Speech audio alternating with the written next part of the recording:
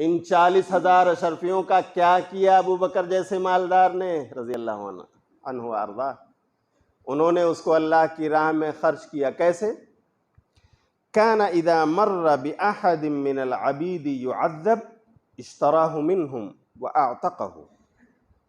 مکے کے گلی کوچوں میں ابو بکر جب گزرتے اور دیکھتے کوئی غلام، کوئی باندی ستائے جا رہے ہیں، ظالموں کے ظلم و جبر کا شکار ہیں، یہ غلام ایمان لائے ہیں اور یہ باندی ایمان لے آئی ہے، اشتراہ منہم. ابو بکر پہنچتے اور پوچھتے میرے بھائی آپ اپنے غلام کو بیچتے ہو؟ نہیں. ارے بیچ دو، زیادہ ملے گا. ان کی منہ مانگی قیمت دے کر اس غلام کو خریدتے اور آزاد کرتے، کہتے اے اللہ کے بندے اب تو اللہ کی عبادت کے لیے آزاد ہے، اے اللہ کی بندی اب تو اللہ کی عبادت کے لیے آزاد ہے. اللہ اکبر. اپنی 40,000 شرفیاں غلاموں کو خرید کر، باندیوں کو خرید کر جو اہل ایمان تھے ان کو اللہ کی اس دھرتی پر آسمان تلے آزاد کر دیا انہوں نے. مجھے بتاؤ میرے بھائیو بلال کون ہے؟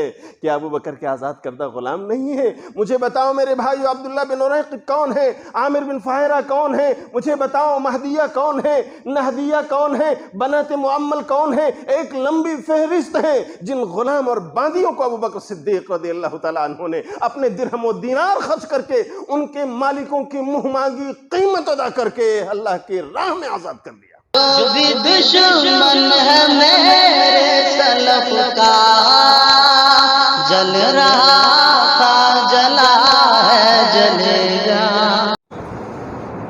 قال اللہ تعالی فی القرآن المجید اعوذ باللہ من الشیطان الرجیم بسم اللہ الرحمن الرحیم انما اموالکم واولادکم فتنہ واللہ عندہ اجر عظیم. سبحانک لا علم لنا الا ما علمتنا انک انت العلیم الحکیم.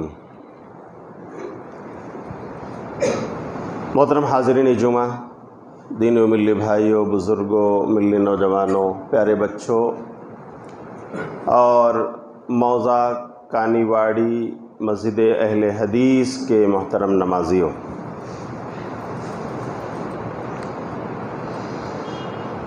اللہ کا شکر ہے کہ آج موضع کانی واڑہ ڈسٹرکٹ سیونی کی مسجد اہل حدیث، جامع مسجد اہل حدیث میں 19 نومبر 2021 کو خطبہ جمعہ کے حوالے سے کتاب و سنت کی باتیں آپ تک پہنچانے کا یہ موقع پا رہا ہوں. اللہ ہم سب کی اس عبادت کو قبول فرمائے، ہماری دعاؤں کو قبول فرمائے اور ہمارے بھائی جن مرادوں کو لے کر آئے ہیں اللہ تعالیٰ ان کی مرادیں پوری فرمائے. اللہ جزائے خیر دے آپ کی جمعیت اور جماعت کے ذمہ داروں کو جن کی کاوشوں سے آج میں آپ کے سامنے ہوں، جن کی محنتیں، جن کا رابطہ اور کانٹیکٹ، جس میں ہمارے عزیز دوست شیخ عبدالواحد صاحب جو برابر رابطہ کار بنے رہے اور یہاں تک پہنچنے کی تمام سہولیات میسر آئیں. اللہ ان کے عمر میں برکت عطا فرمائے اور اس کام کو ان کے میزان حسنات میں درج فرمائے. اور میں آج کانی واڑہ میں ہوں جہاں کی تاریخ اگر دیکھی جائے تو جماعت اہل حدیث، اس کے سربراہوں میں یہاں کے پٹیل خاندان کا بہت اہم رول ہے. یوں سمجھ لیجئے کہ جماعت اہل حدیث ان کی مرہون منت ہے. ایک وقت تھا کہ ہمارے درمیان ریحان پٹیل صاحب تھے، آج وہ نہیں ہیں. قیادت ان کے ہاتھ میں تھی، اللہ نے باغ ڈور انہیں عطا فرمایا تھا. اللہ ان کی تمام کی ہوئی کاوشوں اور کوششوں کو جو جماعت اور جمعیت کے لیے، دین کے لیے انہوں نے کی ہیں، اللہ اسے قبولیت کا درجہ عطا فرمائے، ان کے لیے باعث مغفرت بنائے. اور الحمدللہ آج ان کا خاندان ان مساجد سے، اس کے مشن سے جڑا ہوا ہے، چاہے وہ مقتدر بھائی ہوں یا اور دوسرے احباب. یہ مسلمانوں کی نگاہ میں حوصلہ افزائی کے اہل ہیں. اللہ تعالیٰ انہیں اسی طرح جمعیت اور جماعت کا یہ کارواں لے کر آگے بڑھنے کی توفیق عطا فرمائے اور اللہ تعالیٰ ان کی نیک مرادوں کو اس دنیا میں پوری کرے. میرے بھائیو، آج موضوع لے کر چلا تھا میں اولاد کی تربیت پر، لیکن یہاں پہنچنے پر حالات کچھ اور ہم نے دیکھے، اس لیے موضوع میں بدل رہا ہوں، اور اب میرا موضوع ہے اسلام کی ترقی میں مالداروں کا کردار۔ میرے بھائیوں، آپ کے ذہن میں سوال اٹھ رہا ہوگا کہ مالدار ہے کون؟ اسلام کی نظر میں مالدار وہ ہے جس کے پاس سال بھر کمانے کھانے خرچ کرنے کے بعد 52.5 تولہ چاندی خریدنے کی مالیت بھر پیسہ یا 7.5 تولہ سونا خریدنے بھر کی پونجی اس کے پاس سیونگ ہو سال بھر کھانے کمانے خرچ کرنے کے بعد، تو بس وہ مالدار ہے۔ اس کو اللہ کا حق اور غریبوں کا حق نکال کر زکوٰۃ کی شکل میں ادا کرنا ہے۔ اسلام نے اس کو مالداروں کی فہرست میں درج فرمایا ہے۔ اچھا، مال کے بارے میں اللہ نے کیا تصور دیا ہے؟ جو مال ہو آج ہمارے پاس، یقیناً ہم نے اپنی کاوشوں سے محنتوں سے کمایا ہے، لیکن اللہ کیا کہتا ہے اس کے بارے میں؟ سورہ مجادلہ کی آیت پڑھیے، اعوذ باللہ من الشیطان الرجیم، انما اموالکم و اولادکم فتنہ، کہ لوگوں در حقیقت تمہارے مال اور تمہارے بچے یہ آزمائش ہے۔ کیا ہے یہ؟ آزمائش ہے۔ واللہ عندہ اجر عظیم، تو دیکھو اس آزمائش میں تم کتنے کھرے اترتے ہو، اللہ کے پاس ہی بڑا اجر ہے،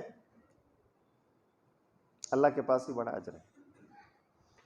جب اللہ تعالیٰ نے مال کو آزمائش بتایا تو اس کا مطلب یہ ہوا کہ کچھ لوگ وہ ہوں گے جو اس آزمائش میں فیل ہو جائیں گے، دنیا دار بن جائیں گے، اور کچھ وہ ہوں گے جو اس آزمائش میں کھرے ثابت ہوں گے، اللہ کا حق دیں گے، بندوں کا حق دیں گے، بیوی بچوں کا حق دیں گے، مساجد و مدارس کا حق دیں گے، دیندار بن جائیں گے۔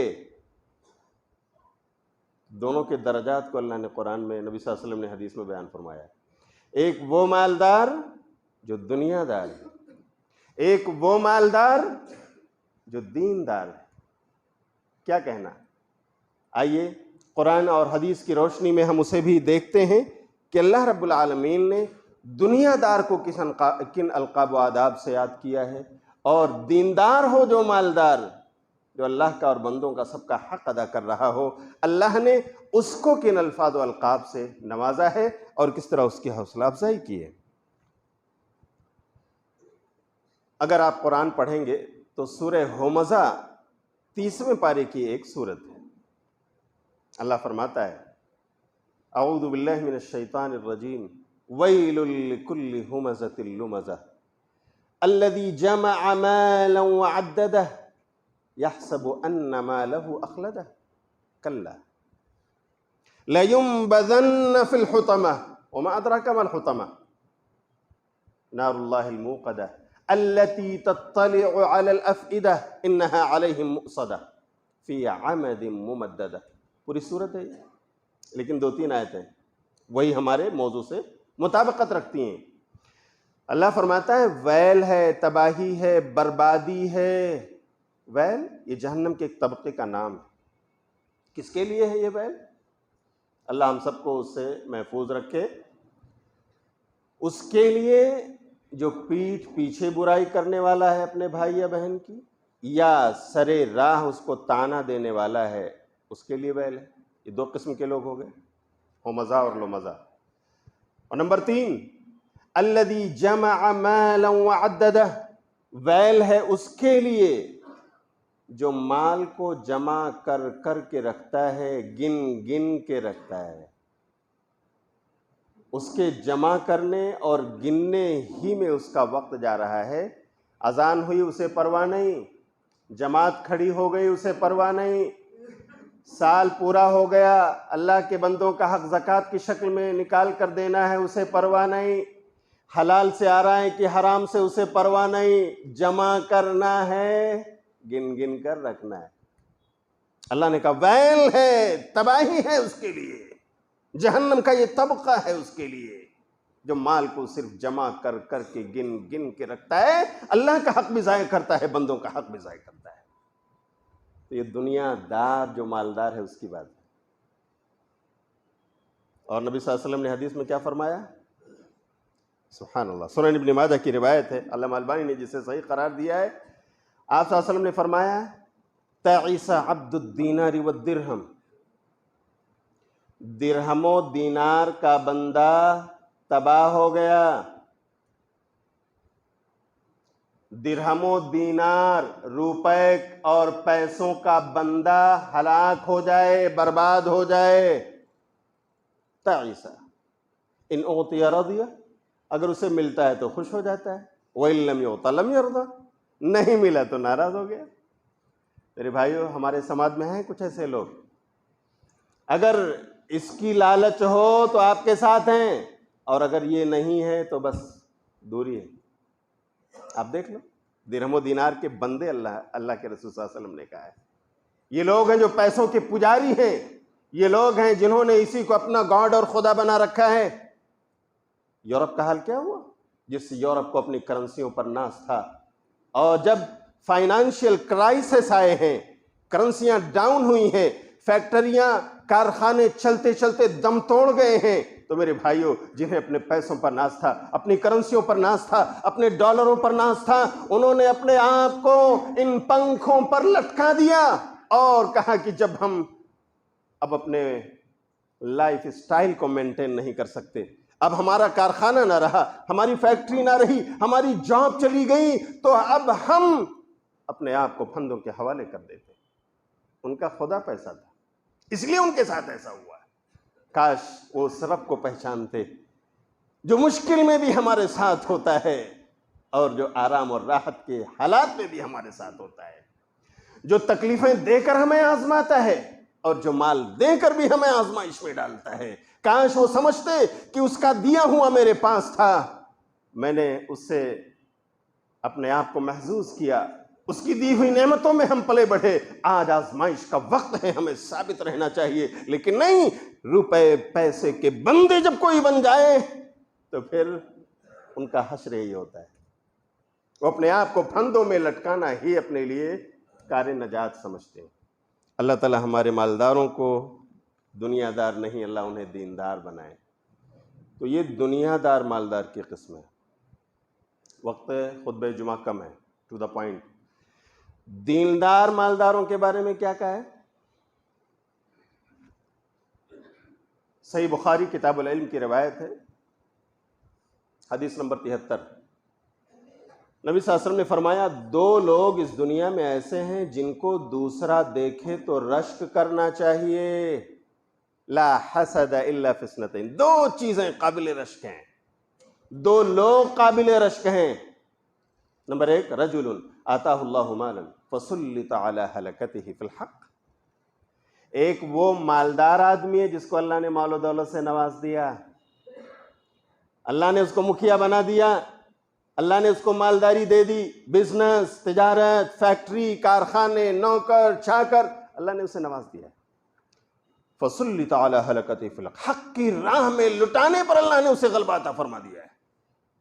وہ مساجد کا حق دیتا ہے، وہ مدارس کا حق دیتا ہے، وہ یتیموں اور بیواؤں پر بانٹتا ہے، وہ بیواؤں کا سہارا بنتا ہے، وہ ضرورت مندوں کی پکار پر پہنچتا ہے اور ان کے کاندھوں کو سہلاتے ہوئے دست شفقت رکھتا ہے ان کے بچوں پر،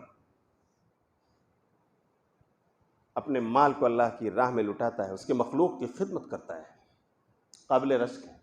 ہمیں اور آپ کو دیکھ کر رشک کرنا چاہیے، اے اللہ کاش اس کی طرح حلال کا مال ہمارے پاس بھی ہوتا تو میں بھی تیری راہ میں اسی طرح لٹاتا، اے اللہ میں بھی مساجد کو دیتا، میں بھی مدارس کو دیتا، میں بھی یتیموں کی خبرگیری کرتا، میں بھی بیواؤں کی دیکھ ریکھ کرتا، میں بھی اے اللہ ان ضرورت مندوں کی پکار پر لبیک کہتے ہوئے ان کے پاس پہنچتا اور ان کے سروں پر دست شفقت رکھتا، اے اللہ کاش میرے پاس بھی ہوتا۔ یہ ہے رشک۔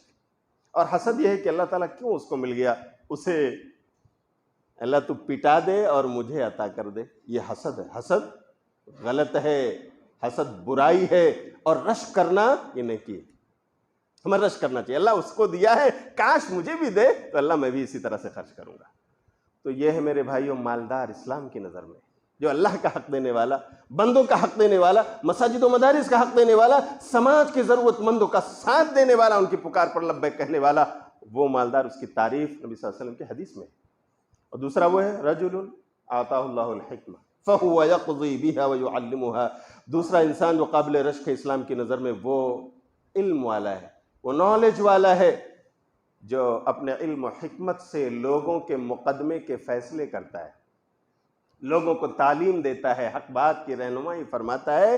وہ بھی قابل رشک ہے. آپ اسے دیکھ کر یہ کہہ سکتے ہیں کہ اللہ کاش ہمارے پاس بھی ایسا علم ہوتا، ہم بھی لوگوں کو بتاتے، ہم بھی اس علم کو بانٹتے، اللہ ہم بھی لوگوں کے فیصلے چکاتے، اللہ لوگوں کے جھگڑے کو نپٹاتے، اور اللہ اسی طرح ہم بھی قوم کی رہنمائی کرتے. وہ انسان بھی قابل رشک. اللہ تعالی ہمیں ایسے لوگوں پر رشک کرنے کی توفیق عطا فرمائے. اللہ نے اگر ہمیں مالدار بنایا ہے تو دیندار بنائے، اللہ نے اگر ہمیں علم والا بنایا ہے تو اخلاص والا بنائے. آمین. تو یہ ہے میرے بھائیوں دیندار مالدار. اب جو لوگ مالدار تھے ان کا اسلام میں، اسلام کی ترقی میں، اس کی تعمیر میں، اس کے پروپیگیشن میں کیا رول رہا ہے؟ اقول قولی ھذا واستغفر اللہ لی ولکم ولسائر المسلمین من کل ذنب فاستغفروہ انہ هو الغفور الرحیم. محترم حاضرین جمعہ، دینی و ملی بھائیوں، بزرگوں، ملی نوجوانوں اور پیارے بچوں، پہلے خطبے کا خلاصہ یہ ہے کہ اللہ کا دیا ہوا مال جو ہمارے پاس ہے وہ ہمارے لیے آزمائش ہے.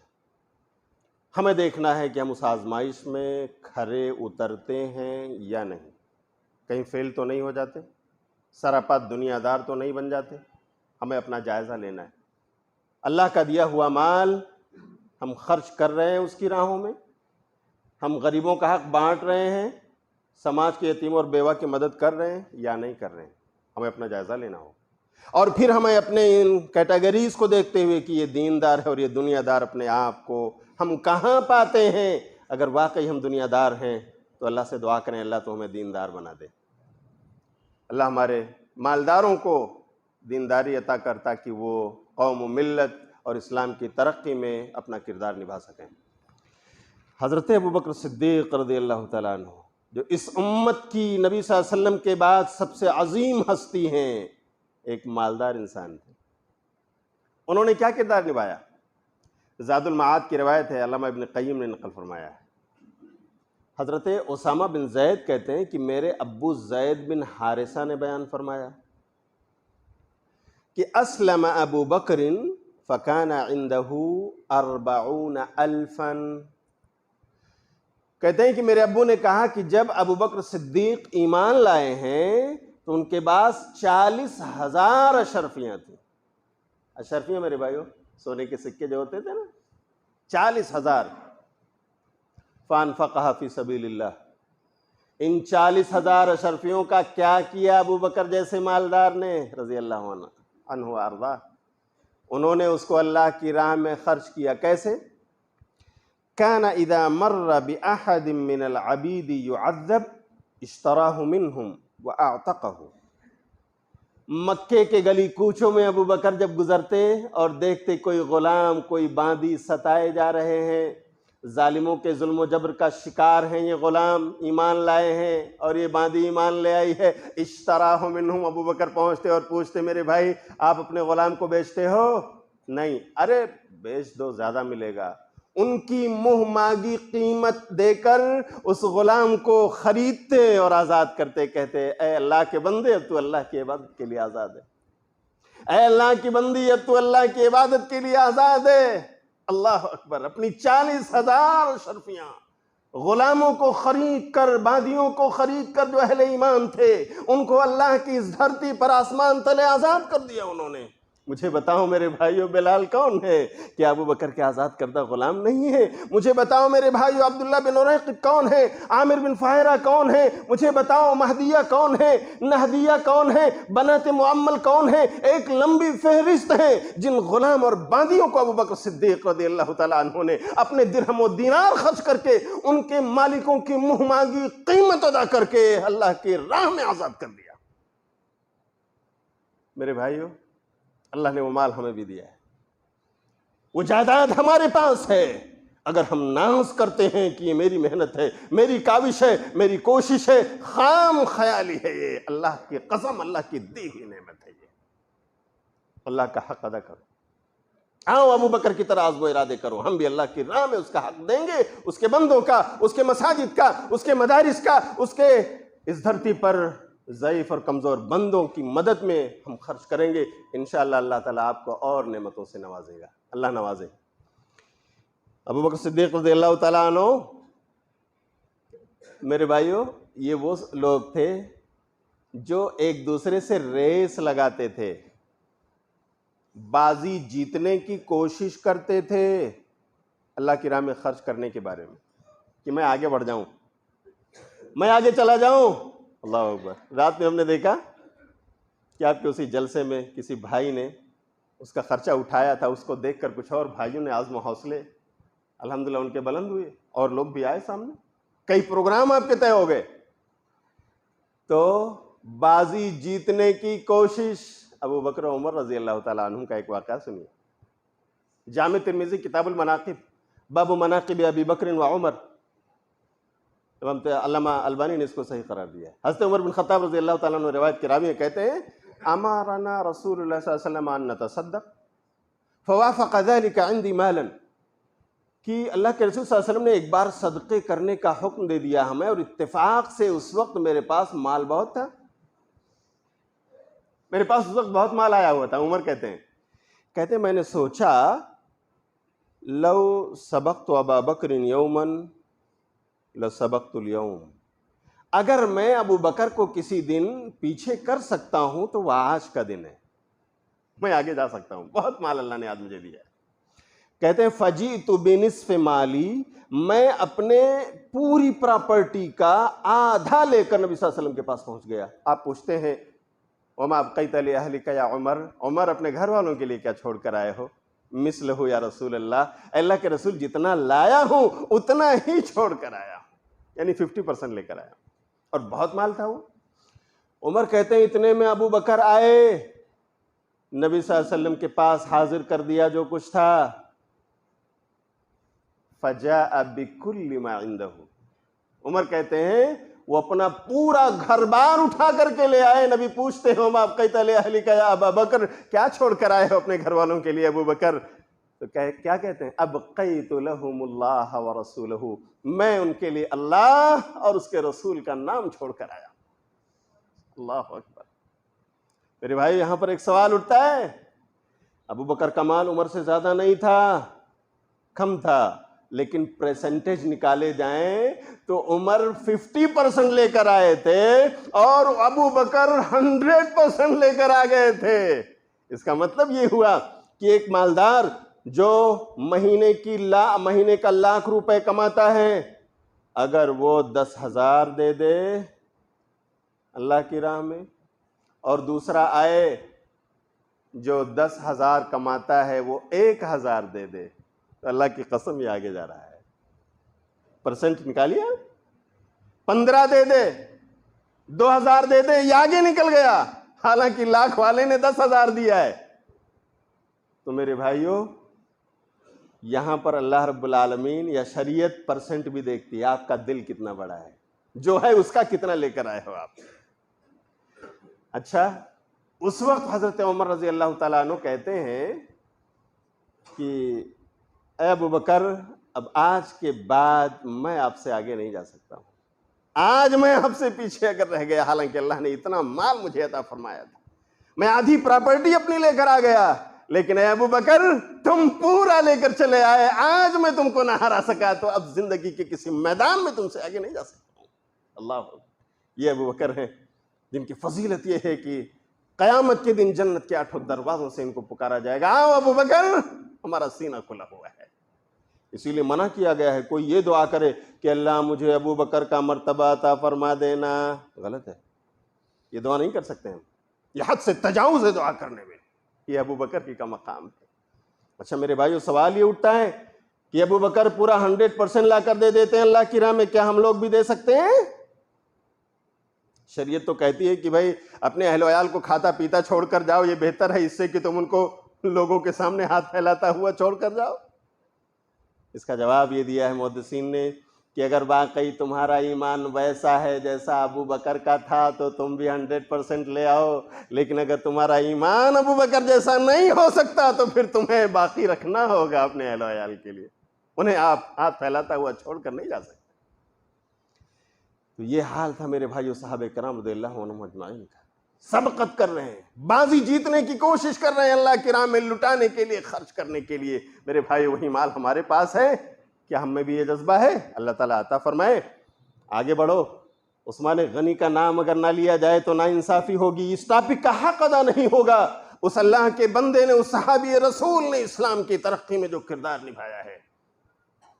مدینے کے لوگ پانی پینے کو ترس گئے،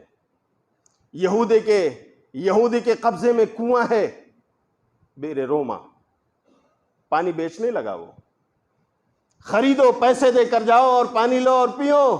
غریب مسلمانوں نے، صحابہ نے شکایت کی، اللہ کے رسول ہم غریب ہیں، کہاں سے پانی خرید کر پئیں گے؟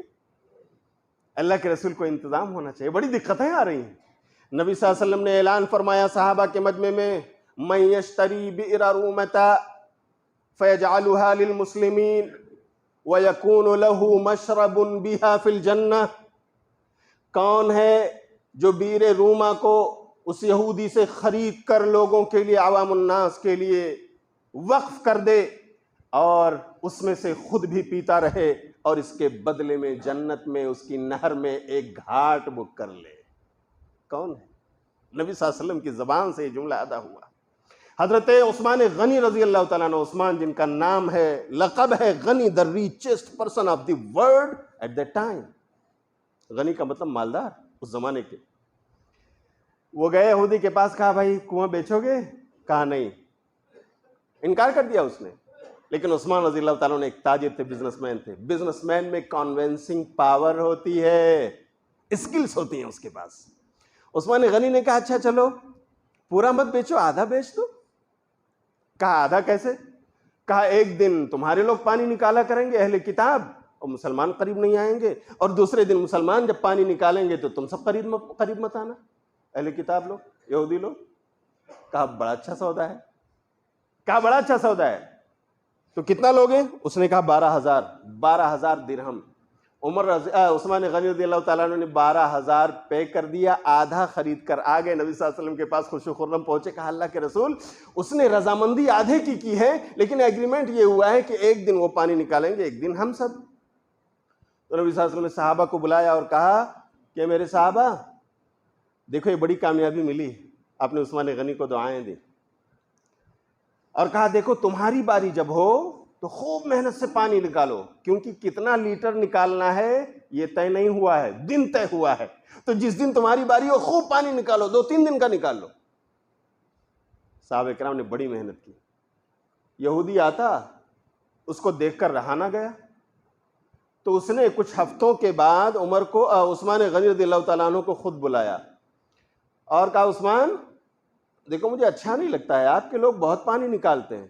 تو عثمان غنی نے کہا کہ بھائی آپ نے تو دن فکس کیا ہے، لیٹر تو فکس نہیں کیا ہے، آپ نے یہی تو کہا تھا ایک دن آپ کا ایک دن ہمارا، اس پہ رضامندی ہوئی ہے، اب ہم کتنا نکالیں اس کے ہم مالک ہیں، تو اس میں غلط کیا ہے؟ واقعی وہ خاموش ہو گیا۔ تو اس نے کہا عثمان ایسا کرو، یہ دوسرا جو آدھا ہے نا یہ بھی تم خرید دو، مجھے اچھا نہیں لگ رہا ہے، یہ جو آدھا بچا ہے نا اس کو بھی تم لے لو۔ تو عثمان نے کہا میری قیمت آپ کو سننی پڑے گی۔ کہا کیا دو گے؟ کہا 8,000 دوں گا۔ ٹھیک ہے دے دو۔ 8,000 درہم اور دے دیے، 12 اور 8 20,000 درہم میں پورا کنواں خرید لیا، اور اللہ کے رسول صلی اللہ علیہ وسلم کے پاس آ کہا اللہ کے رسول، اس نے خود بلایا تھا، میں نے 8,000 دیا اور راضی ہو گیا، اب آج سے پورا کنواں ہمارا، اللہ کے رسول اعلان کر دیجئے میں اسے وقف کرتا ہوں اللہ کے نام میں۔ اللہ اکبر۔ اللہ کے رسول صلی اللہ علیہ وسلم نے عثمان غنی رضی اللہ تعالیٰ عنہ کے لیے دعائیں دی، اور اس طرح سے مسلمانوں کے لیے، مدینے کی عوام کے لیے پانی پینے کا انتظام۔ بہت سارے مالدار ہمارے ہینڈ پائپ لگاتے ہیں غریبوں کے ہاں، ویل کھودواتے ہیں، کنویں۔ عرب ممالک کے بہت سارے لوگ ہیں جو پیسے بھیجتے ہیں غریبوں کو، کنواں کھود کر دے دو، ہینڈ پائپ لگوا دو، صدقہ جاریہ۔ عثمان غنی نے یہ صدقہ جاریہ جاری کیا، اللہ اکبر۔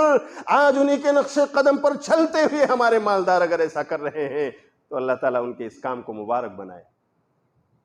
میرے بھائیو، یہ خدمت ہے عثمان غنی رضی اللہ تعالیٰ عنہ۔ وہی عثمان غنی، وقت ہو رہا ہے، 3 منٹ اور ہے۔ مسجد نبوی جس میں نبی صلی اللہ علیہ وسلم اور صحابہ نماز پڑھتے تھے، وہ مسجد نبوی تنگ ہو گئی، نبی صلی اللہ علیہ وسلم اور صحابہ کی تبلیغ بڑھی تو مسجد بھر گئی کھچا کھچ، اب جگہ نہیں ہے کہاں پر نماز پڑھی جائے۔ تو نبی صلی اللہ علیہ وسلم نے ایک دن صحابہ کے درمیان نماز کے بعد اعلان فرمایا آپ نے کہ یہ 5 سوار، آپ اس کو 5 بسوا کہہ لیں، 5 منڈی کہہ لیں، یہ زمین ہے جو مسجد نبوی کے بغل میں، کون ہے اللہ کا بندہ جو اسے خرید لے، مسجد کی توسیع ہو جائے اور اس کے بدلے اللہ کے یہاں جنت میں محل بک کر لے۔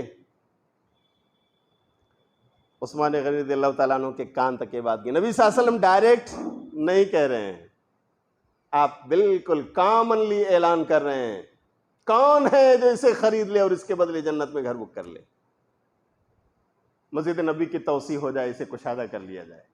عثمان غنی رضی اللہ تعالیٰ عنہ راتوں رات اس کے پاس جاتے ہیں، جو زمین کا مالک تھا جو مسجد نبوی کے بغل تھی، جا کر سودا کرتے ہیں اور 25,000 درہم میں اسے خرید لیتے ہیں، 5 سوار کے الفاظ ہیں حدیث میں، اور نبی صلی اللہ علیہ وسلم کے پاس آتے کہتے ہیں اللہ کے رسول ہمارا سودا طے ہو گیا ہے، بس آپ قبول کر لیجئے، میں اسے وقف کر رہا ہوں، زمین کے یہ زمین میں اللہ کی مسجد کی توسیع کے لیے اللہ کے رسول میں وقف کر رہا ہوں۔ سبحان اللہ۔ نبی صلی اللہ علیہ وسلم کی دعا کہ ہاں دعاؤں کے لیے اٹھے، اللہ کے رسول نے پھر سے اعلان کیا اور مسجد کی توسیع کر دی گئی، سارے لوگوں نے چندے دیے۔ یہ صحابہ کرام تھے میرے بھائیو۔ دن اور رات گزرنے کے ساتھ ساتھ ہم ان کی سوانح اور سیرت بھولتے جا رہے ہیں۔ کاش ہماری قوم کے مالدار ان کا کردار نبھائیں جنہوں نے اپنے مال سے اسلام کے پودے کو سینچا ہے، اس کی آبیاری کی ہے، آج وہ تناور درخت بن گیا ہے جس کے فروٹس اور پھل ہم کھا رہے ہیں۔ کاش ہم انہی کے نقش قدم پر چلتے، کاش ہم بھی اپنے مالوں کو اللہ کی راہ میں لگاتے، اپنے لیے جنت میں گھر بک کرتے، اپنے لیے اللہ کے یہاں ہم اس کی نہروں میں گھاٹ بک کر لیتے، اور اس طرح سے اسلام کی ترقی میں ہم ہاتھ بٹاتے۔ اللہ تعالی ہمارے مالداروں کو اسی طرح اپنا حصہ لینے کی توفیق عطا فرمائے۔ حضرت عبد الرحمن بن عوف رضی اللہ تعالیٰ عنہ کا ذکر میری زبان پر آ گیا، جن کو تاجر مدینہ کہا جاتا ہے، ان کا لقب پڑ گیا تاجر مدینہ، مہاجر ہیں، the businessman of the city of the مدینہ۔ حضرت عبد الرحمن بن عوف رضی اللہ تعالیٰ عنہ نے 700 اونٹوں کا قافلہ بھیجا تھا شام، سیریا، جہاں کے حالات بہت اچھے نہیں۔ اللہ تعالیٰ اس ظالم و جابر سے نمٹ لے یا اسے اسلام کی صحیح اسلام کی توفیق عطا فرما دے۔